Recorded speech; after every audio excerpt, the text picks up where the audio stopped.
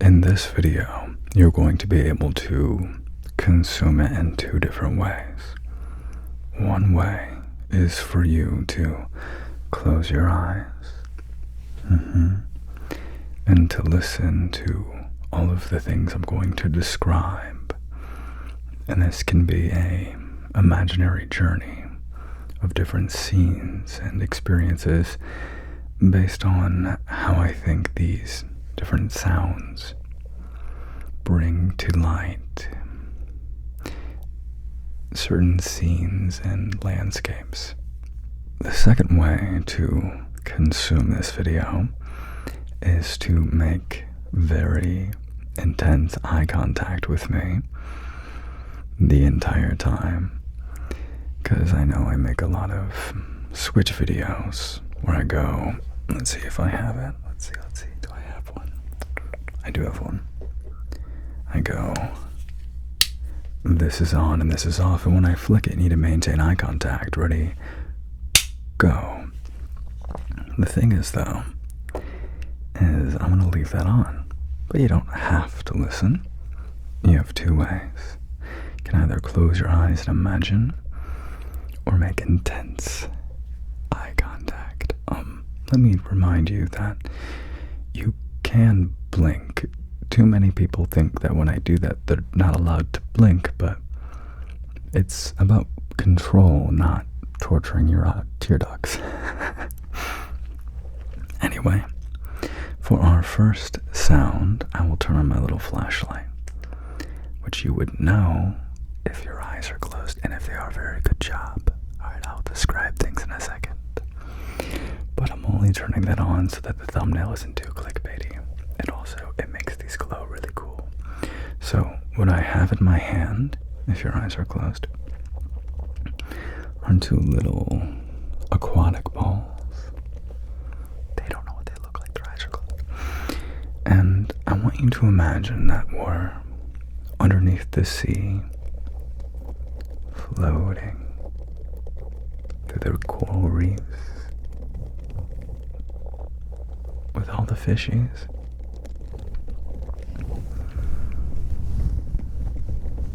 You can hear the flow of the water, and the shifting of sand beneath your feet. You found the lost city of Atlantis. There's much to be done in Atlantis. The merfolk curiously stare at you as you just take in your surroundings. The water, the marble palaces, and the curious society that's been hidden away for eons.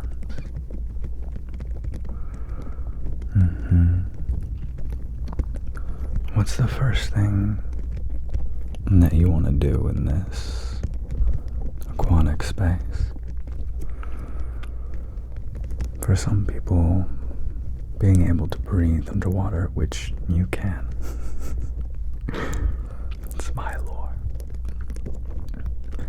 kind of makes them feel like they're flying, finally no longer bound so harshly by gravity, able to drift and float.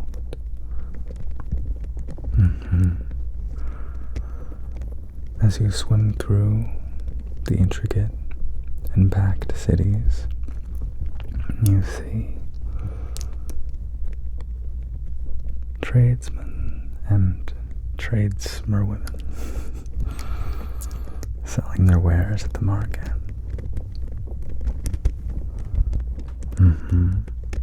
Crushed seashell used for artistic endeavors, as well as to pack and seal away food for safekeeping.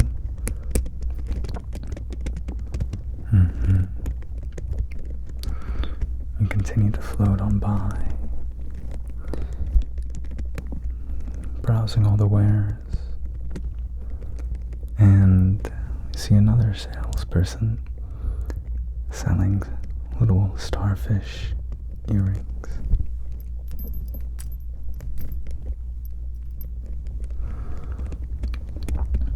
One blue, one purple.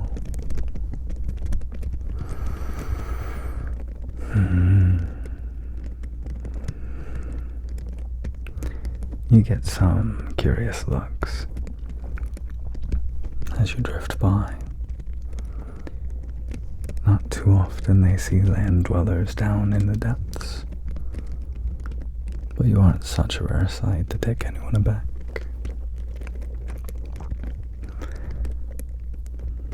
Before you even try, you realize you don't need to speak under here. Everything is sort of communicated with a glance or a flicker of the eyes. And you're alright. You're safe beneath the waves. There's no need to worry here. Just keep floating and taking in all the magnificent buildings and friendly merfolk give you curious glances as you walk on by.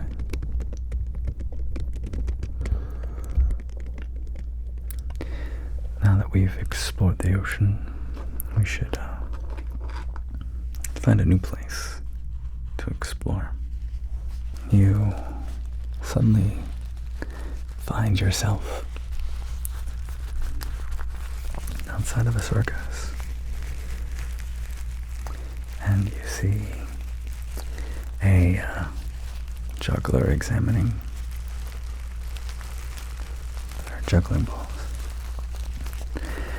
It's an important job to do because any leaking bags could result in catastrophe during a performance night. Give them a quick nice little toss around, test the physical resistance of their hands, tapping to make sure all the seams are secure.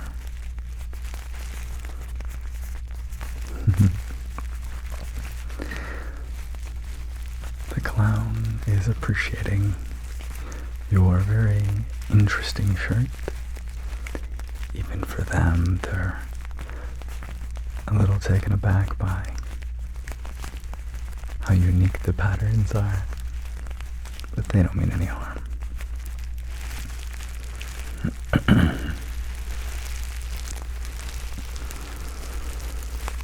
The juggler appreciates you keeping him company while he continues to test and prod his balls. Juggling balls. For something they don't tell you is juggling the balls in a circus is important. It's a skill to have for if you're a juggler or just trying to make friends.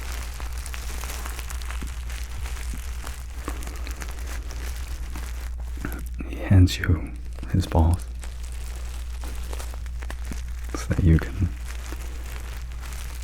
tease them and test for any leaks, any malfunctions.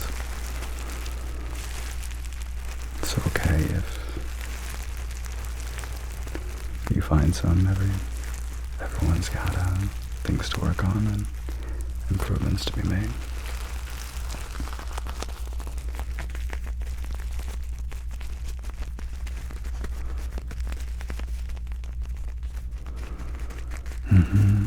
As you carefully study them, you start to get a grasp on what sort of movements seem to really stretch the material, making it more pliable and more fluid for juggling.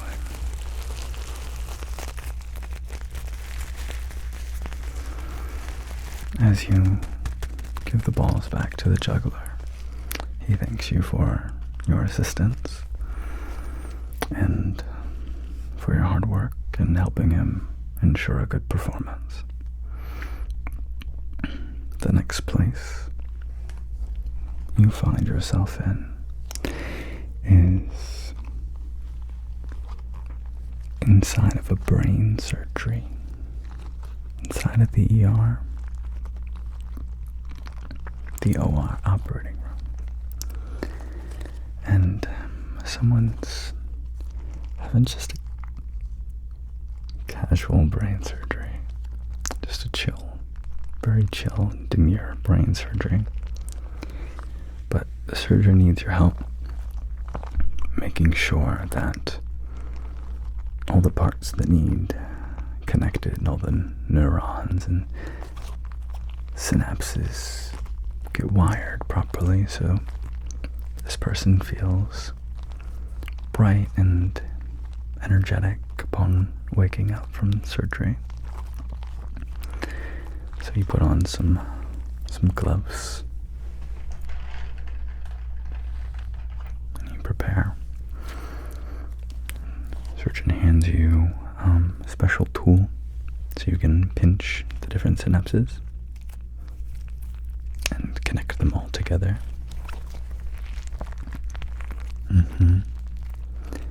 You can see that the patient's vitals improve with your stimulation as it improves blood flow to the brain, much like an acupuncture for the mind. The surgeon says to you, "You're doing such a good job with this patient. This hands-on experience will serve you greatly in your life in case you ever stumble across someone needing spontaneous brain surgery." But it's important to be sure of yourself when making any decisions so that you're gentle but confident in making these synaptic connections. And as a special treat for the patient, the doctor shows you where you can poke right there, and that releases a lot of dopamine because we always need a little bit more of that. You can tease this part right here, and that releases serotonin so that we're able to feel more relaxed and at peace in a parasympathetic nervous state.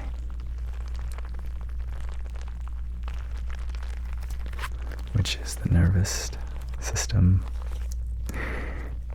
that regulates whether or not you are in fight or flight, or in relax and digest. So we're going to be improving our patient's digestion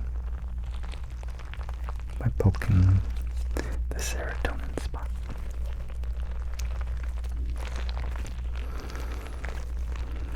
Now that the surgeon's seen what you've got, he encourages you to, take the reins and see if any inspiration comes to you and where to stimulate the mind.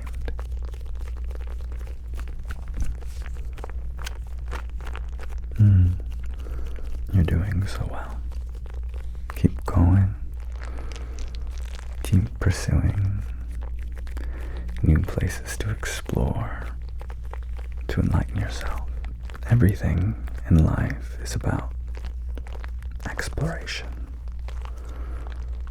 about learning new things, trying out things that seem intimidating at first, but eventually it is the person who takes the risk of trying that gets the gift of becoming good at something, the gift of finding something new. The surgeon says to you the patient is ready to come out of anesthesia, so it's time to just do the final touches and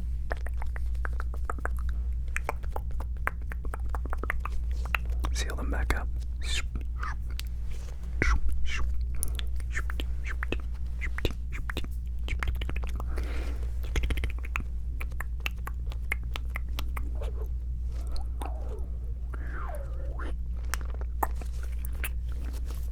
Congratulations, that was your first successful brain surgery. I'm very proud of you. You did a good job for having the courage to explore Atlantis and a circus and do brain surgery.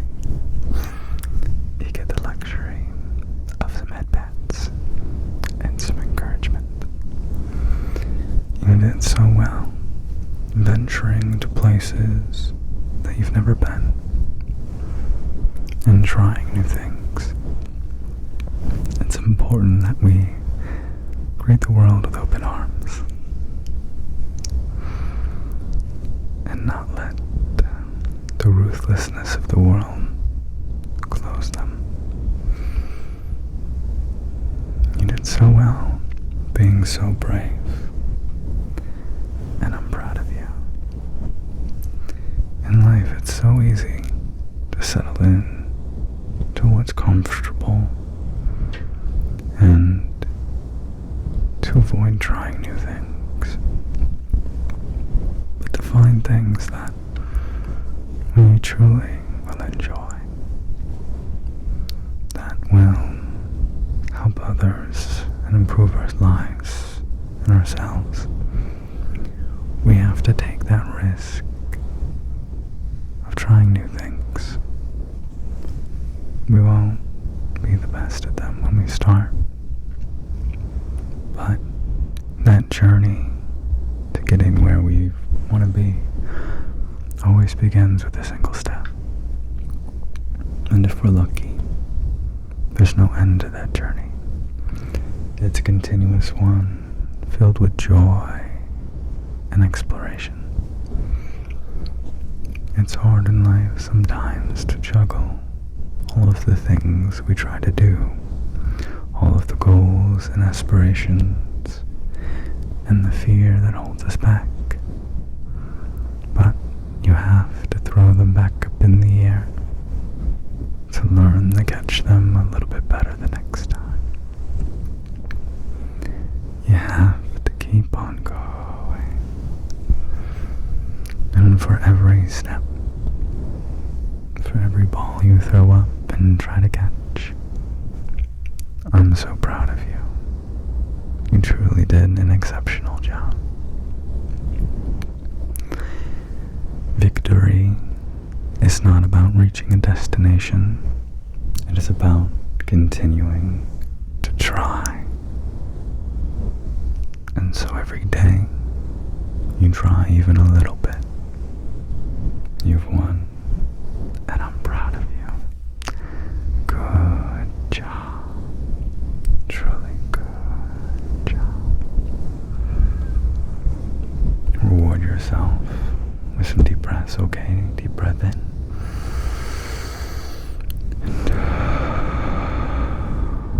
And in. And continue to go on these journeys with humor and joy.